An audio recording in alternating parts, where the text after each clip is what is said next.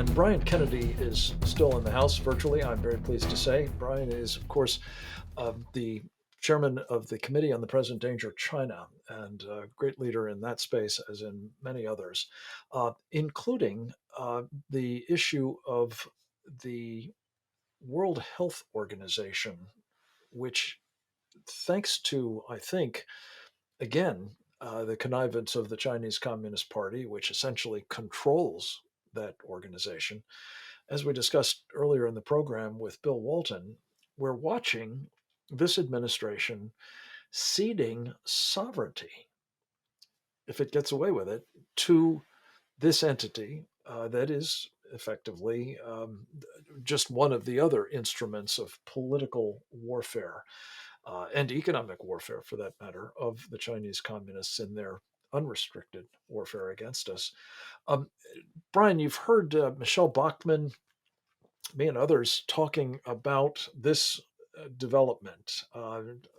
2 weeks from today, there will be, we think, votes taken, all other things being equal, to endorse this sovereignty sapping set of amendments, 13 of them, that would, put the WHO, as it's called, on steroids.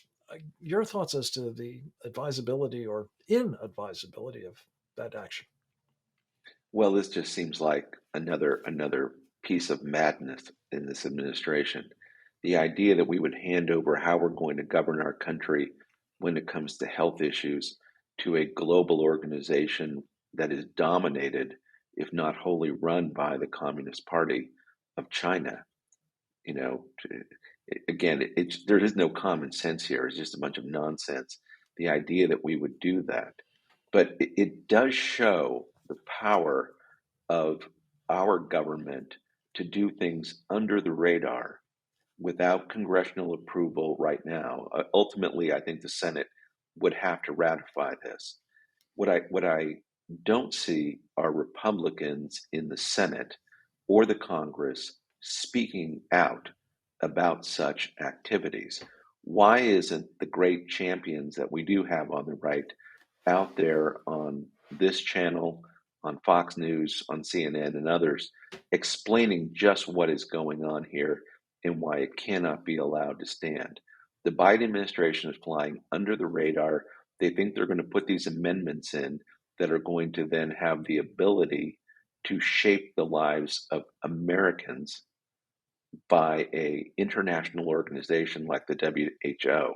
That again, it's unconstitutional and it should not be allowed to stand. And right now, Republicans need to stand up and hold the Biden administration to account. Amen. And just to put a fine point on it, Brian, I'm not sure that it's just a matter of the World Health Organization being able to tell us what to do with respect to public health policy. It'd be bad enough if that were the case, that they could actually dictate that we have to implement fully and faithfully, whenever they see fit, this so called China model, which, as we've discussed on many occasions here and elsewhere, is a formula for a digital gulag, effectively, in our country. Passports, vaccine passports, that is, lockdowns, mandates for vaccinations, and so on. But it seems as though, under the language of this set of amendments, the World Health Organization can describe whatever it thinks is a public health emergency as such. And, for example, that would entail perhaps finding guns to be a public health threat in the United States, or perhaps climate change, or who knows, maybe even insurrections that would invite this kind of intrusiveness and the enforcement in some form or fashion by these other nations, again against our will and our preferences. This is insane.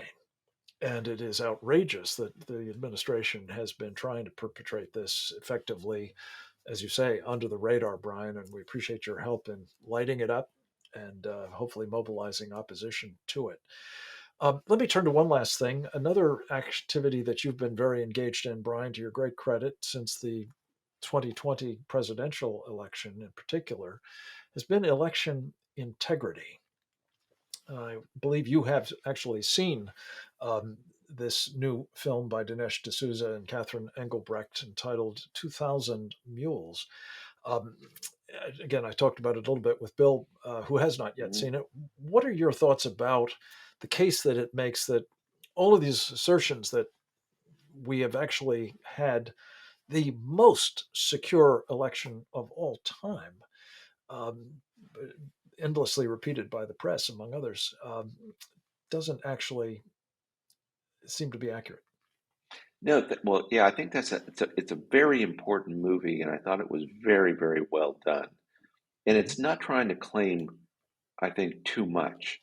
It's just the right tone in that it describes an almost industrial level of distribution and by by these what they're calling 2000 mules.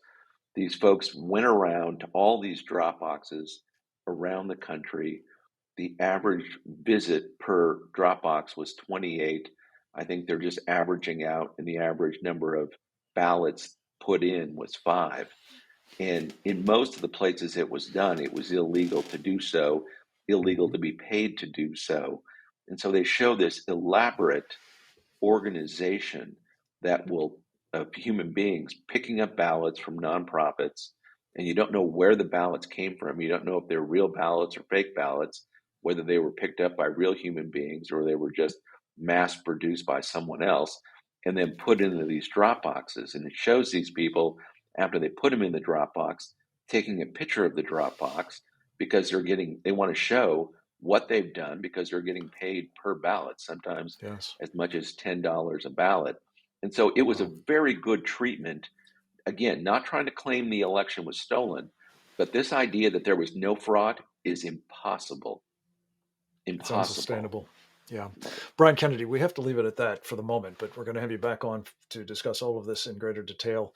I commend everybody 2000 Mules. Check it out. It's not easy to find these days, thanks to censorship, but it is out there. I believe it's Salem Media is one platform you can find it at. Thanks for joining us for this edition of Securing America. I hope you feel better equipped to help us do that. Come back to us again tomorrow for more. Until then, go forth and multiply.